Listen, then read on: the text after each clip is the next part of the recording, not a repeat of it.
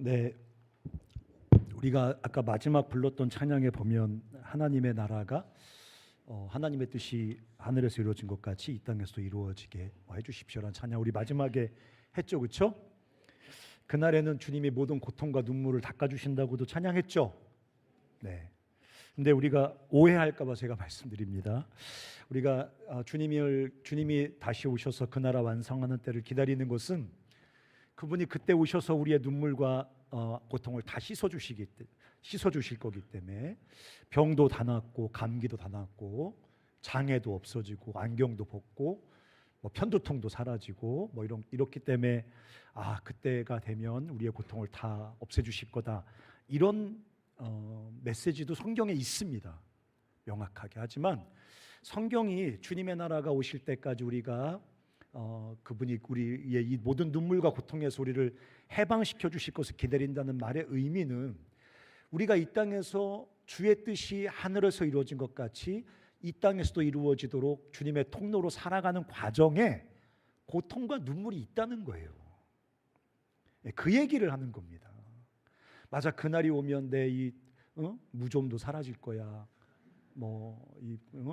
머리도 다시 날 거야, 눈도 다시 2.0이 될 거야, 이런 얘기를 하고 있는 게 아니라 주님의 뜻이 이 땅에 이루어지도록 우리가 날마다 주님과 동행하고 동역하는 게 고통과 눈물이거든요. 주님이 오시는 그때에 우리가 주의 나라 위에 흘린 그 눈물과 고통을 다 닦아주실 거란 얘기를 하는 겁니다. 그래서 우리가 주님 다시 오시는 날까지 힘써 좁은 길을 걸어가고 십자가를 지고 자기를 부인하는 삶을 살라는 도전으로 그 찬양을 이해해야 됩니다. 자, 마태복음 7장 15절부터 27절까지 읽겠습니다. 15절부터 27절까지 성경책 갖고 오면 범사에 유익합니다. 네. 한 것이 사면 한국의 기독교 출판사가 다시 일어나고 그러면 여러분이 읽을 수 있는 좋은 책들을 번역할 여력이 생깁니다. 지금은 하도 책을 안 사서 기독교 출판사들이 갖고 있던 책도 다 절판을 시켜버려가지고 책을 읽을 수가 없어요. 그래서 여러분 커피 한 잔 덜 먹으면 못 사겠네요. 좀 더 절약해서 자꾸 성경책부터 사시기 바랍니다. 조그마한 거 얼마 안 비싸니까 하나씩 사서 갖고 다니면 범사에 유익하다고 말씀드렸어요.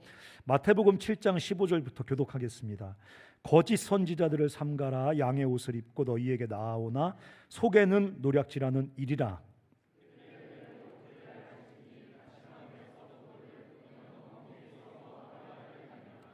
이와 같이 좋은 나무마다 아름다운 열매를 맺고 못된 나무가 나쁜 열매를 맺나니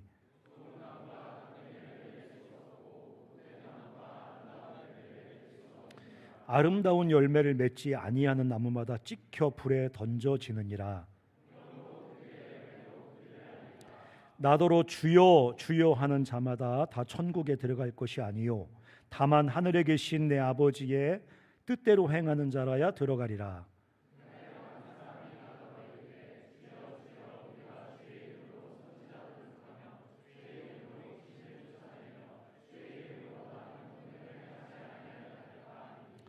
그때 내가 그들에게 밝히 말하되 내가 너희를 도무지 알지 못하니 불법을 행하는 자들아 내게서 떠나가라 하리라.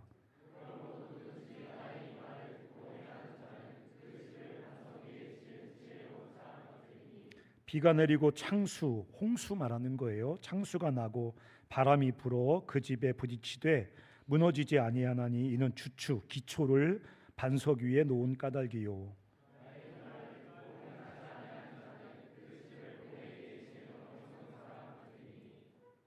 같이 읽겠습니다. 비가 내리고 창수가 나고 바람이 불어 그 집에 부딪힘에 무너져 그 무너짐이 심하니라. 네, 아멘.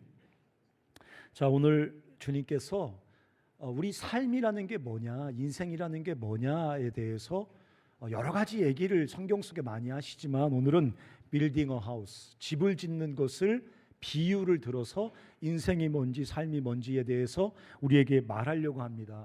네이버 사전 같은 데 찾아보면 인생, 삶의 정의를 보면 사람이 세상을 살아가는 일 이렇게 나와 있습니다. 사람이 살아있는 기간, 사는 일, 살아있음 이렇게 설명하고 있습니다. 뭔가 이렇게 정확한 정의 같지만 사실은 삶이 뭐냐, 인생이 뭐냐, 어떻게 살아야 되냐, 어떤 의미를 가져야 되냐, 어떤 목적을 위해 살아야 되냐, 이런 거에 대해서는 하나도 설명을 해주고 있지 못하다는 것입니다. 근데 오늘 성경에서 하나님께서, 주님께서 집을 짓는 비유, 어릴 때부터 많이 들었을 거 아니에요. 모래 위에 집을 지은 사람, 반석 위에 집을 지은 사람, 이 비유를 통해서 인생은 뭐며 무엇을 위해 어떻게 살아야 되는지에 대해서 말해주고 계십니다. 이 본문은 먼저 경고로부터 시작합니다. 경고. 어떤 사람을 향한 경고냐면 어리석은 건축자예요. 왜냐하면 모래 위에 집을 짓거든요. 모래 위에 집을 짓는 건 굉장히 쉬울 겁니다. 시간도 굉장히 단축될 겁니다. 기초를 세우는데, 기초를 땅에 박는데 시간이 오래 걸리는 거니까 모래 위에 집을 짓는 것은 쉽고 시간도 단축되고 비용도 절약됩니다. 그런데 주님은 이 모래 위에 집을 짓는 사람같이 인생을 사는 사람에 대해서 어리석은 사람이다, 좀 더 정확하게 얘기하면 바보 같은 짓거리를 하고 있는 사람이라고 이야기를 하고 있습니다. 왜냐하면 비가 내리고 창수, 홍수가 일어나고 강력한 바람이 불면 그 집은 굉장히 잘 지어진 것 같지만 금방 무너져서 파괴됨이 심하다고, 그래서 어리석은 건축자라고 말을 하고 있습니다. 자, 이 책망, 모래 위에 집을 짓는 어리석은 건축자는 구체적으로 누구를 대상으로 해서 경고하고 책망하고 있는 거냐면 유대인들을 향해서 하고 있는 경고와 책망입니다. 유대인들 중에 종교 지도자들, 바리새인들, 사두개인 같은 사람들, 이 사람들을 향해서 주님이 지금 경고하고 있는 것입니다. 뭐라고 경고합니까? 너희들은 나를 주여 주여라고 부른다고 얘기합니다. 뭘 말하는 겁니까? 주여 주여 하면서 예배하고 있다는 얘기를 하고 있는 겁니다. 이 사람들은 누구보다도 주여 주여 하면서 주의 이름을 부르며 예배합니다. 주님이 우리 하나님이신 거, 여호와 그 하나님이 우리 민족의 하나님인 거, 우리가 그분을 믿고 그분을 소유하고 있는 것을 굉장히 자랑스럽게 생각합니다. 우리도 그러고 있지 않습니까? 우리도 사실 이런 비슷하지 않습니까? 우리도 이 부처 믿냐? 후진 인생들. 마호멧 믿냐? 그렇게 등신 같은 년이 어리석으냐? 우린 주를 믿어, 여호와 하나님을 믿어, 예수 그리스도를 믿어.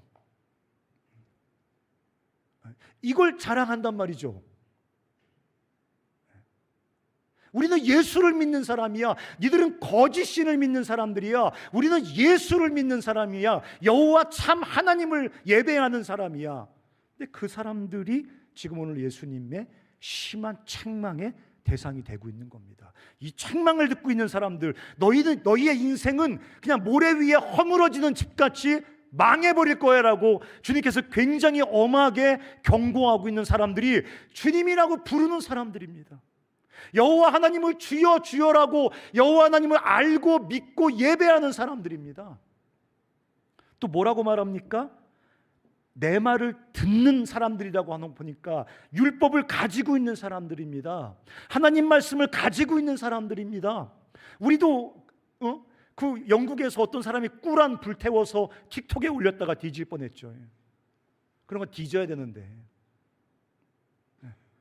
우리 진리의 말씀을 갖고 있어 꿀한 이 잡것을 믿고 있냐? 이런 걸로 자기 신앙이 참되다고 자랑하는 거, 그런 사람들이 지금 책망을 받고 있는 거거든요. 우린 말씀을 갖고 있어, 진리를 갖고 있어, 우린 성경을 가지고 있어. 꿀한 불경, 힌두교 경전, 잡것들. 하나님 말씀을 가지고 있는 사람들입니다. 이 사람들이. 또 뭐라고 말합니까? 선지자 노릇하고 축상하고 귀신을 쫓아내고 권능을 해간답니다. 무슨 말입니까? 주님을 위해서 열심히 사역하는 사람들입니다. 여호와 하나님을 알고 믿고 부르고 예배하고 성경을, 이 거룩한 진리의 말씀을 가지고 있고 뭔가 굉장히 역동적으로 사역하고 있는 이 유대인들과 종교 지도자들, 여호와를 믿는 종교 안에 있는 사람들, 그들이 굉장히 경건해 보이고 화려한 그들의 어떤 그 인생의 집에 대해서 주님은 모래 위에 지어져서 홍수와 바람이 불면 순식간에 망가지는 어리석은 건축자라고 주님이 말씀하고 있는 겁니다. 왜 책망하고 있는 겁니까? 왜 그들이 책망받고 있는 겁니까? 26절에 보면 듣고 행하지 않았다고 주님이 책망하고 있는 겁니다. 너희들은 듣고 행하지 않았어. 그렇기 때문에 너희가 지은 집은 그냥 모래 위에 지은 껍데기 집이야. 금방 허물어질 거야. 이라고 주님이 경고하고 있는 겁니다. 근데 좀 이상하지 않습니까? 유대인들이, 바리새인들이 정말 듣고 행하지 않았습니까? 그들은 율법의 한 획이라도 지키기 위해서 몸부림을 쳤던 사람입니다. 제가 얘기했잖아요. 안식일을 지키라 우린 대충 여기지만 그 사람들은 안식일을 지킨다는 게 뭔지를 연구해서 주일날은 안식일에는 몇 킬로까지만 이동할 수 있어. 주일날 안식일에는 어떤 용도로만 불을 켤 수 있어. 율법만 아니라 율법을 세세하게 풀어서 구체적인 실행 지침으로 책이 몇 권이나 나왔단 말이에요. 그렇게 철저하게 안식일에는 어떤 생명이 끊어지려고 하는 사람의 병은 고칠 수 있지만 생명이 위독하지 않은 사람의 병은 고치면 안 됩니다. 이런 게 다 정해져 있습니다. 이렇게 철저하게 율법을 지키려고 하는 사람들에게 주님 뭐라고 말씀하십니까? 너희는 듣고 행하지 않는 모래 위에 집을 짓는, 너희 인생 속에 지어진 너희 삶의 인생이란 집은 그건 험악한, 그 공허한, 그냥 쓰러져 사라져버릴 아무 가치도 의미도 없는 집이라고 주님이 말씀하고 있는 것입니다. 아마 유대인들이 이 말을 들었을 때 정말 이해하기가 힘들었을 겁니다. 우리가 얼마나 몸부림을 치면서 주의 율법에 철저히 순종하기 위해 애를 쓰는데 너희가 듣고 행하지 않는, 그냥 망해버릴, 사라져버릴, 불타버릴 인생의 집을 짓고 있는 어리석은 사람이라고 주님께서 말씀하시니까 그들이 얼마나 철저하게 율법을 지키는데요. 근데 그렇게 율법을 지키는 그것 자체가 주님 보실 때는 말씀을 듣고 행하는 참된 행함이 아니라고 말씀하고 있는 겁니다. 그렇게 하면 안식일 어떻게 지키지? 막 정결례, 밥 먹기 전에 손 씻는 거, 이것도 사실은 율법에 없는 거거든요. 근데 율법을 지키려고 막 구체적인 지침을 붙이다 보니까 정결례 전통 중에 하나로 밥 먹고 나면 밥 먹기 전에 꼭 손을 씻습니다. 이렇게 엄청나게 많은 지침을 가지고 율법에 순종하기 위해 몸부림을 치는 그들에게 그건, 얘들아 다 어디 이렇게 가냐? 바빠? 그래 안녕. 인사성이 밝네. 아주 인사 꾹뻑하고 가네. 얘들아 뭐 너무 바빠도 40분 만에 세계가 망하진 않으니까 말씀을 듣는 게 중요해. 뭐 이렇게 회관 돌아볼 거 아니잖아 너희같이. 그거는 주의 말씀을 듣고 행하는 것이 아니라는 거예요. 20절 한번 읽어볼까요? 20절 한번 시작. 네. 열매라고 표현하잖아요. 듣고 행함을 열매라고 표현한단 말이에요. 그러니까 율법을 지키기 위해 몸부림을 치는 그들의 안식일 준수, 정결례, 어떤 종교 전통 이런 게 내가 너희들에게 기대하는 하나님 나라 백성의 열매가 아니라는 거예요. 그건 내가 너희들에게 기대하는 열매가 아니야. 그건 하나님의 백성이 맺혀야 될 참된 삶의 결실이 아니야. 내가 보고 싶은 그런 게 아니라고 말하는 거에서 가장 종교적인 사람들에게 너희는 모래 위에 집을 짓는 망해버릴 인생이라고 책망하고 있는 거예요. 여러분, 뭐라고 주님께서 책망을 하십니까? 비와 홍수와 바람이 불 텐데 이 비와 창수와 바람 때문에 너희 집은 완전히 싸그리 무너질 거야. 너희 인생의 집은 완전히 파괴될 거야. 이렇게 말해요. 우리는 이런 거 읽으면 종교적으로 해석합니다. 관념적으로 해석합니다. 추상적으로 해석합니다. 에이, 주님 좀 승질 났나 보다. 뭐 이렇게 생각합니다. 에이, 진짜 진짜 이렇게 모래 위에 지은 집이 망가지고 무너지듯이 그렇게 인생이 망가진다는 얘기는 아니야 라고 우리 스스로 성경의 주님의 경고를 다 관념화, 추상화 시켜버립니다. 하지만 성경에 나오는 경고의 대부분은 그렇게 관념적이고 추상적이고 종교적인 어떤 관념이 아니라 역사 속에 발생할 하나님의 심판에 대한 선언입니다. 진짜 인생이 부서진다는 거예요. 진짜 인생이 망가진다는 겁니다. 여러분, 우리 시대에 그리스도인들이 잃어버린 가장 중요한 것은 하나님에 대한 은혜의 지식이 아닙니다. 하나님을 두려워하는 것을 잊어버린 겁니다. 유대인들은 진짜 하나님의 경고를 진짜 믿었습니다. 그렇지만 우리는 하나님의 경고를 그냥 무슨 이솝우화에 나오는 교훈처럼 생각합니다. 진짜 그런 하나님의 책망과 심판이 우리 삶에 발생하지 않을 거라고 굳게 믿고 살아갑니다. 근데 듣고 행하지 않는 사람들, 하나님의 백성이 마땅히 맺어야 될 열매를 맺히지 못하는 사람들에게 부서지고 무너지고 깨진다는 이 하나님의 경고는 그냥 무슨 종교적인 관념이 아니라 실제로 역사 속에 우리 삶 속에 발생하는 사건이라는 거예요. 그렇지 않습니까? 여러분 보세요. 날고 여기 홍수, 바람 이런 게 뭘까요? 제가 생각 많이 해봤어요. 뭐 인생의 고난일까? 그런 건 아닌 것 같아요. 그 여기 홍수가 닥쳐와서, 바람이 닥쳐와서 인생의 집이 다 부서진다, 이 말 무슨 말인 것 같아요? 여러 가지가 있겠지만 저는 그 중에 하나가 시간이라고 생각해요. 시간이 아무것도 아닌 것 같지만 시간이 흘러갈 때 모든 참된 가치의 맨얼굴이 다 폭로되어 버립니다. 시간이 바람에 불면 얼마나 비천한 인생을 살아왔는지, 이 사람의 삶이 얼마나 가치가 있는지 다 나타납니다. 외모로 가릴 수 없습니다. 여러분도 한 30년 흘러가면 저처럼 됩니다. 저처럼 이렇게 감출 수 없어요. 우리의 본질, 우리가 쌓아온 인생집의 참된 모습을 감추는 게 불가능해요. 시간의 광풍이 불면, 시간의 홍수가 불어오면 다 맨얼굴로 다 드러나게 돼 있어요. 그 시간 속에서 진행되는 하나님의 심판이 있습니다. 여러분, 하나님 놀고 계신 게 아니에요. 이 부득부득 깔면서 너 2000년만 기다려, 2000년 후에 심판을 예정하고 있는데 죽여버린다, 이런 게 하나님의 심판이 아니에요. 역사 속에 하나님의 심판은 진행됩니다. 그래서 때로는 정의가 세워지기도 하고 어떤 사람은 벌을 받기도 하고 이런 일이 벌어지는 거예요. 시간 속에, 시간이라는 이 바람과 이 파도가 우리의 모든 가려진 모든 가면을 다 벗겨버리고 우리 인생의 참된 가치를 폭로시킬 뿐만 아니라 그 시간과 역사 속에서 하나님의 심판이 진행되면서 듣고 행하지 않는 사람들, 모래 위에 집을 짓는 어리석은 사람들의 집이 망가지고 회파되어지고 쓰러진다는 거예요. 그렇잖아요. 근데요, 경고로 끝나지 않고 이 말씀은 약속으로 끝을 냅니다. 약속은 뭐냐면 하나님께서 지혜로운 건축자 이야기를 이제 하십니다.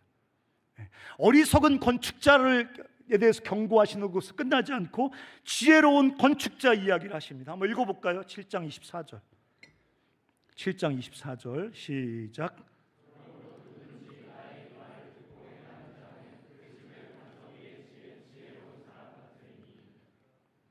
25절도 읽겠습니다. 시작.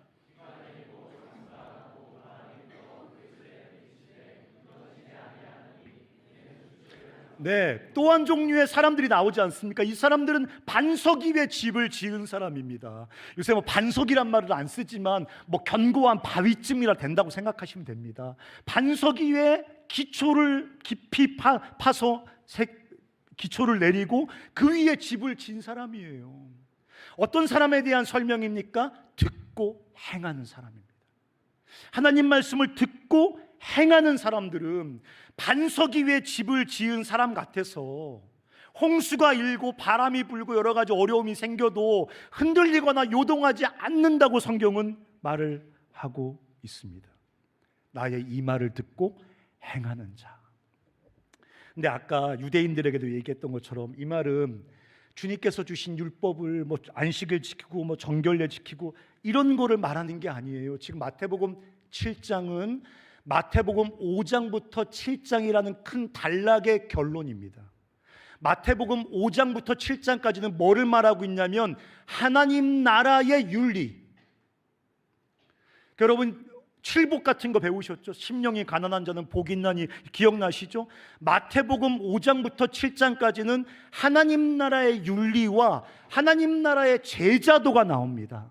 하나님 백성이 어떻게 살아야 되는지가 5장부터 7장까지 나오는데 7장 마지막에 이 하나님 백성이 무엇을 위해 어떻게 살아야 되는지를 듣고 행하는 사람은 반석 위에 집을 지은 사람처럼 그렇게 시간과 하나님의 심판을 통과하고 영원히 아름답고 견고한 집이 지어질 거라고 주님이 지금 말씀하고 있는 것입니다. 마태복음 5장부터 7장을 다 읽을 수는 없잖아요. 그러면 거기에 핵심이 되는 두 구절만 읽겠습니다. 마태복음 6장 33절입니다. 한번 읽어보겠습니다. 마태복음 6장 33절 시작.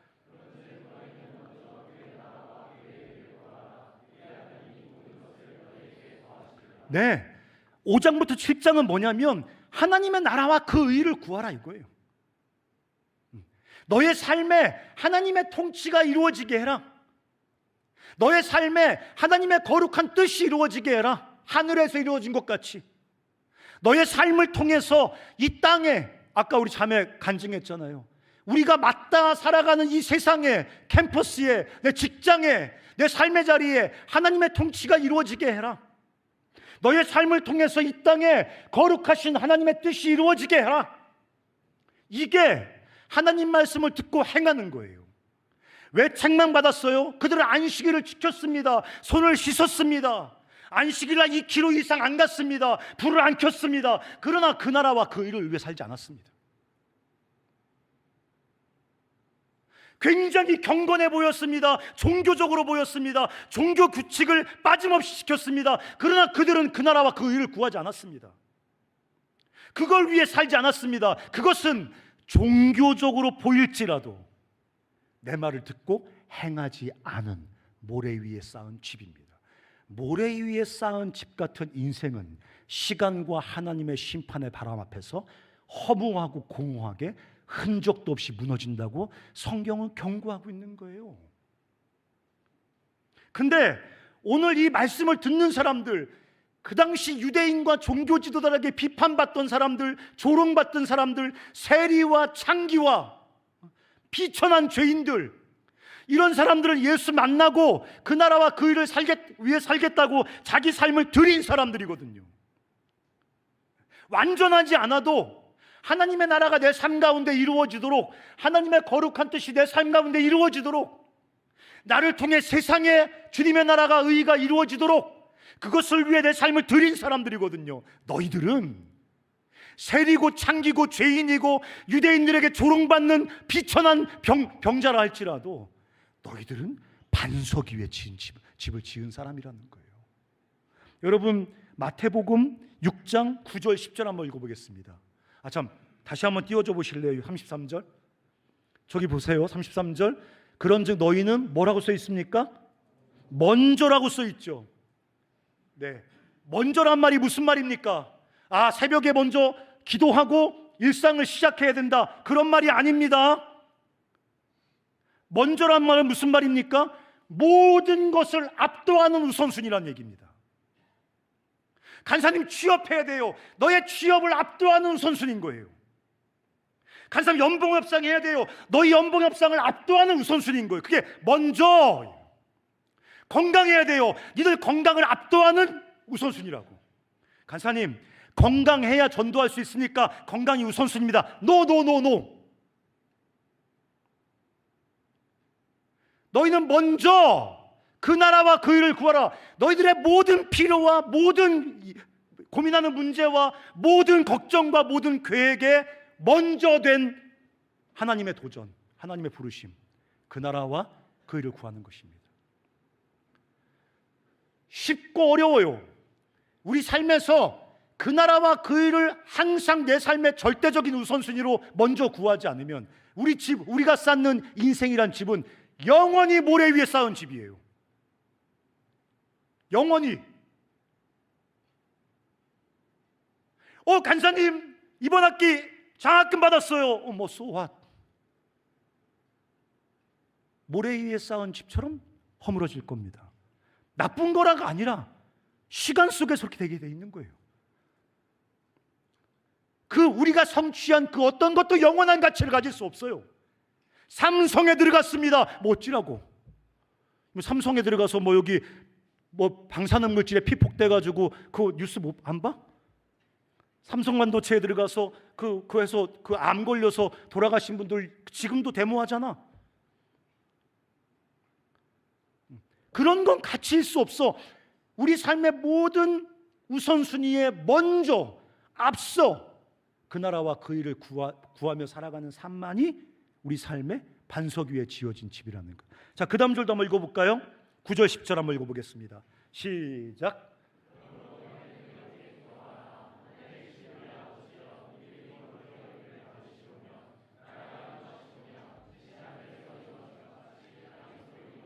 너희는 이렇게 기도하란 말은 매일매일 주기도문을 2번씩 암송하라는 얘기를 하고 있는 게 아니에요. 기도라는 건, 기독교의 기도라는 것은 내 인생의 목표입니다. 이렇게 기도하라는 것은 이런 것을 위해서 삶을 살라는 주님의 부르심입니다. 이렇게 기도해야 되는구나. 주기도문 외워야 돼. 주기도문 외우라고 주기도문을 알려주신 게 아니라 우리가 이렇게 기도하라. 이것을 위해 살아라. 너의 삶이 평생 이것을 구하는 기도가 되게 하라. 우리 삶 전부를 걸고 이거를 구하라는 얘기거든요. 너 이렇게 기도하라. 뭐를 위해 기도해요? 아버지의 이름이 높아지며, 그 다음에 중요하죠, 나라가 임하옵시며.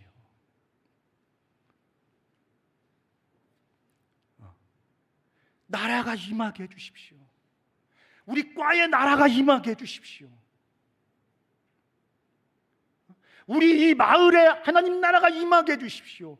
이 반목과 갈등과 탐욕과 경쟁과 이 폭력과 긴장과 이 악한 사단의 나라가 사단을 묶어주시고, 내가 낮아지고 사랑으로 섬기고 십자가를 지고 섬기겠사오니 주의 나라가 임하게 하여 주시옵소서. 직장에서도 주여 이 서로 화목하고 하나님의 풍성한 은혜 속에 살지 못하고 반목하고 경쟁하고 시기하고 거짓과 불의가 판치는 우리 사무실 안에 이 악한 사단의 통치가 깨지게 해주시고, 나의 사랑과 섬김과 의로운 삶을 통해서 하나님의 나라가 임하옵시며, 이게 하나님 말씀을 듣고 행하는 삶입니다. 이게 열매를 맺는 삶입니다. 이것을 위해 주일 예배 참석 못할 수 있지. 그렇지 않습니까? 이것을 위해 수요 예배 안 가고 직장에서 일할 수 있지. 이것을 위해 우리 한국교회 전통의 어떤 부분을 우리가 다르게 해석할 수 있지. 안식일을 지키지 않는 제자들에게 바리새인들이 뭐라 그러니까 예수님 뭐라 그랬습니까? 안식일은 사람을 위해 있는 거지 사람이 안식일을 위해 있는 게 아니다 이거예요. 나라가 임하오시며 뜻이 어디서 이루어진 것 같이? 어디서? 하늘에는 주의 완전한 통치가 이루어져 있으니까 하늘에서 주의 뜻이 완전히 이루어진 것처럼 내 삶의 자리에도, 우리 가정에도, 우리 클래스에도, 우리 캠퍼스에도, 우리 마을에도, 내 직장에도 하나님의 나라가 하나님의 뜻이 하늘에서 이루어진 것이 땅에서도 이루어지다. 이게 말씀을 듣고 행하는 것입니다.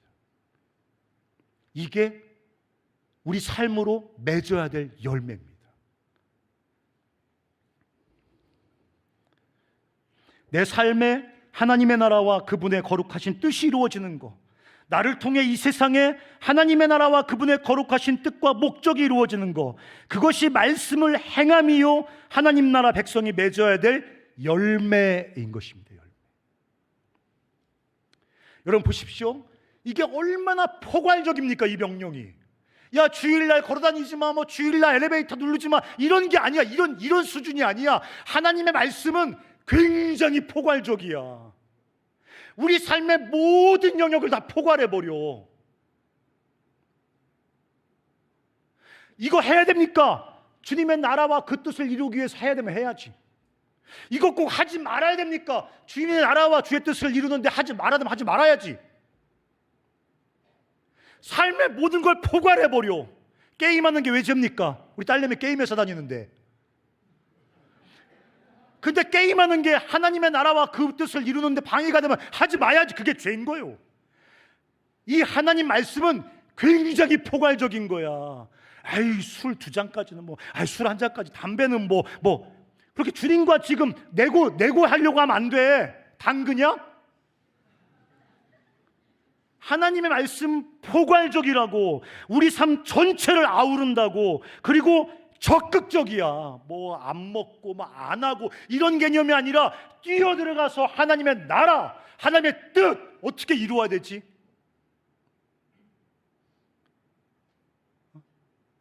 나는 제일 화딱지 나는 애들이요. 우리 직장의 분위기가 안 좋아서 좀 이렇게 예배드리고 이런 직장으로 옮겼으면 좋겠어요. 그럼 목사를 하지 왜 그 직장 생활을 하냐? 예배가 그렇게 좋으면. 아니, 그런 데 들어가서 주의 나라가 임하게 하고 하나님의 뜻이 이루어지게 해야지. 옛날에 우리 그 어떤 목사님, 이름도 사랑의 원자탄 손양호 목사님, 그 공산당들이 내려와서 자기 아들 2명 축창으로 찔러 죽이고, 또 공산당 물러가니까 이제 이쪽 이 우익들이 또 일어나서 다 죽여버린다고 막 공산당에 참여했던 사람 다 죽여버리고, 완전히 어둠의 권세가 판치는 그 죽음과 그 캄캄한 흑암의 나라 속에서 이분이 하나님의 나라가 임하시고 주의 뜻이 이루어지다 하면서 뭐라 그래요? 사형당하는 자기 아들 축창으로 죽인 걔를 찾아가서 내 아들로 삼고 내가 용서하고 내가 얘 책임지고 기를 테니까 얘 살려달라고. 그 죽음과 어둠의 나라 속에 하나님 백성 한 사람이 순종하고 십자가를 지고 좁은 길을 걸어갔더니 그 어둠의 권세, 죽음의 나라를 깨뜨리는 하나님의 나라가 임하잖아. 하나님께서 우리에게 주시는 말씀은 이런 거라고. 포괄적이고 적극적으로 주의 나라가 임하시며 하나님의 뜻이 이루어지이다. 소극적인 종교법, 도덕법, 뭐 이거 해야 돼? 안 해야 돼? 양심에 축 찔리는데 어제 개새끼야 욕했다가 오늘 아침까지 찜찜한데, 이런 것이 이 소극적인 종교법, 도덕 규칙을 넘어서 우리가 매일 무엇을 위해 살아야 하는지를 규정하는 주의 부르심, 그 나라와 그 의를 구하라. 약속이 있지 않습니까? 비, 창수, 바람을 견디는 인생이 된다는 거예요. 난 그렇게 해석했습니다. 시간이 아무리 흘러도 별처럼 아름답게 영원히 빛나는 인생이 있다는 겁니다. 인생이 그런 게 어디 있어. 다 시간이 지나면 쭈글쭈글 늙어버리고 치매 오고 뭐 빌빌거리다가 비참하게 죽는 거지. 성경은 그렇게 얘기하지 않습니다. 영원히 빛나는 인생이 있다는 것입니다. 영어성이 이렇게 써 있습니다. Shine brightly forever. 영원히 밝게 빛나는 인생이 있다는 거예요. 다니엘서 12장 3절에 영원히 빛나는 인생이 있다는 거예요. 늙겠죠. 그러나 자기는 알아요. 자기 인생이 별처럼 영원히 더 반짝반짝 빛나고 있다는 것을. 이 땅에서 삶을 살아가다 몸이 이렇게 수척해지기도 하죠. 하지만 자기는 경험할 거예요. 말씀을 듣고 행하는 사람은 경험할 거예요. Shine brightly forever. 내 삶이 반짝반짝 보석처럼 빛나고 있구나. 이걸 자기가 아는 걸. 자기가 시간을 견뎌내는 영원한 의미를 가지고 영원히 빛나는 인생이 가능하다고 기독교는 말하고 있는 것입니다.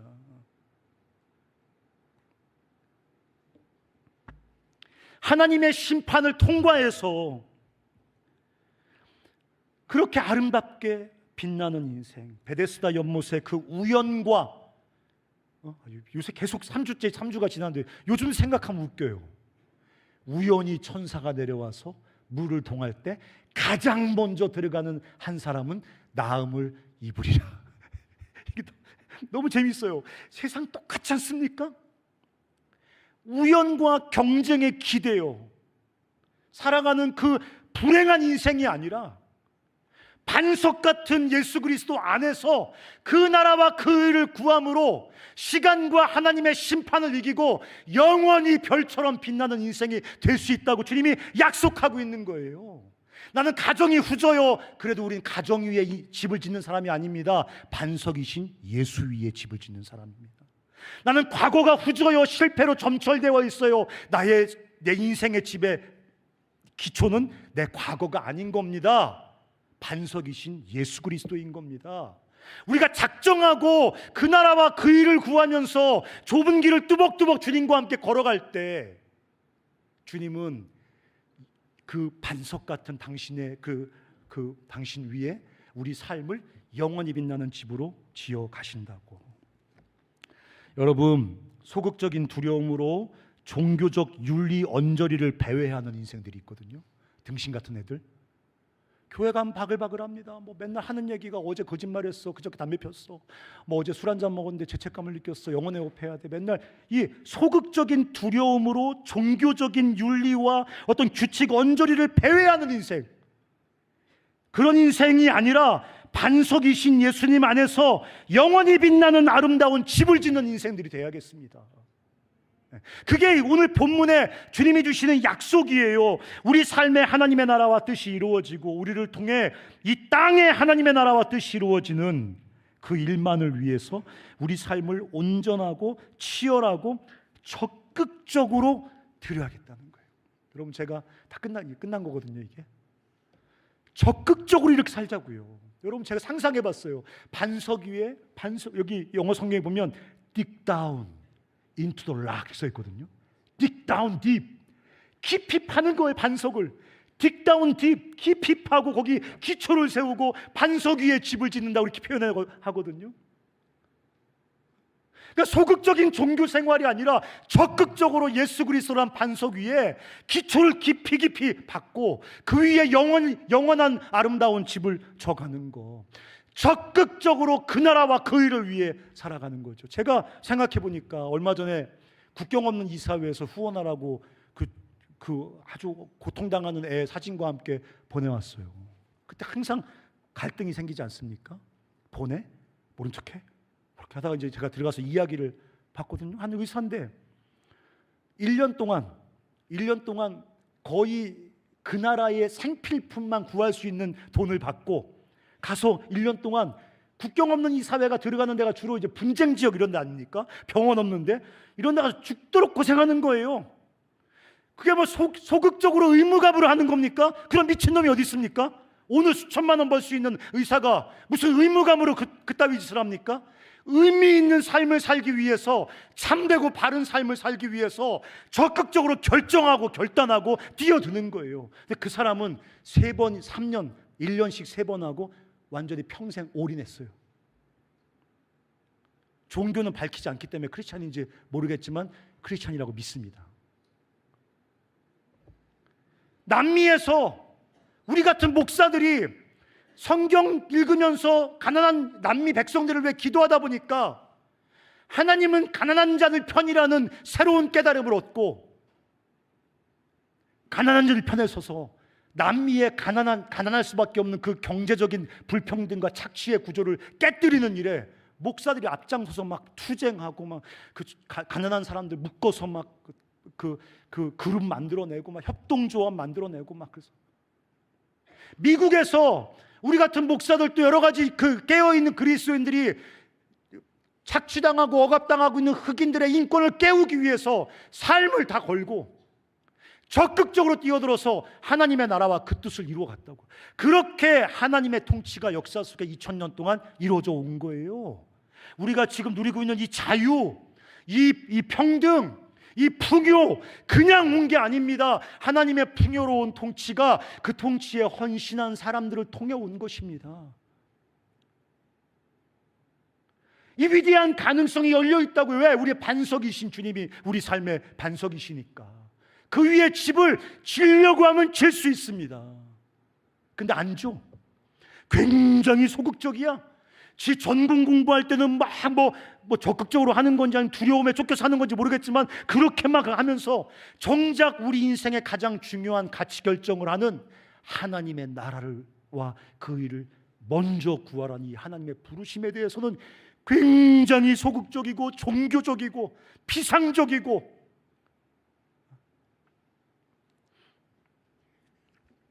열심히 하시기 바랍니다. 아시겠죠? 저도 열심히 목사로 최선을 다해서, 여러분도 뭐 학생입니다, 졸업하고 취업한다 그딴 소리 하지 말고 먼저 지금 안 구하면 나중에 삼성 들어가도 못 구하고 교사 돼도 못 구하고 간호사 돼도 안 구하는 거예요. 그 나라와 그를. 지금 내 삶의 모든 우선순위보다 먼저 하나님의 나라를 지금 구하지 않으면 여러분 죽을 때까지 그 모양으로 살 겁니다. 계속 핑계대면서. 또 그렇게 산 여러분이 쌓은 여러분의 인생의 집은 시간과 하나님의 심판의 바람 앞에서 공허하고 비천하게 쓰러져 갈 것입니다. 우리가 다시 결단하고 주님, 지금부터 그 나라와 그 일을 구하는 삶을 적극적으로 뛰어들어서 달려가겠습니다. STC 한다며요. 그런 거 열심히 하시기 바랍니다, 여러분. 그런 거 전도도 열심히 하고, 다음 주에도 선교체 풀이잖아요. 그냥 무조건 등록하는 거, 무조건 등록. 그런 거 안 하면 뭐 할 거야? 그런 걸 안 하면 그 나라와 그런 거 안 가면 뭐 할 거야? 노가다를 껴서라도 돈을 메꾸고. 그래서 우리가 진짜 반석이신 그리스도 위에 하나님의 나라와 의를 구하는 그 아름답고 영원히 빛나는 그런 인생의 집을 짓는 우리가 됐으면 좋겠습니다. 다 같이 일어나셔서 그런 의미로 우리가 결단하면서 나는 어린 양을 따르겠습니다. 온 힘 다해서 따르겠습니다. 온 마음 다해서 따르겠습니다. 대충 하지 말고, 그럭저럭 하지 말고, 온 힘과 마음을 다해 주님을 따르며 그 나라와 그 일을 구하겠습니다. 찬양하겠습니다.